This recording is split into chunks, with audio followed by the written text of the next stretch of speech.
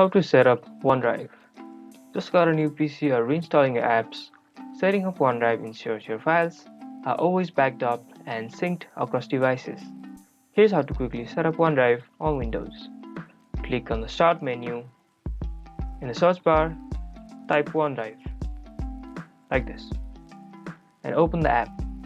If this is the first time, a setup window will appear asking you to sign in. Enter your Microsoft account email and password. If you don't have one, click on Create Account to register a new one. Next, choose where you want your OneDrive folder to be stored. You can accept the default or pick a new location, then click Next. Now pick which folders to sync from the cloud on your PC.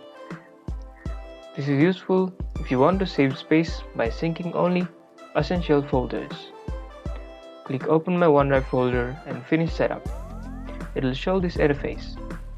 You can now drag and drop files here to automatically sync them to the cloud. And that's it. You've set up OneDrive and are ready to keep your files safe and accessible from anywhere. If you guys enjoyed this video, don't forget to smash that like button and subscribe for more videos like this.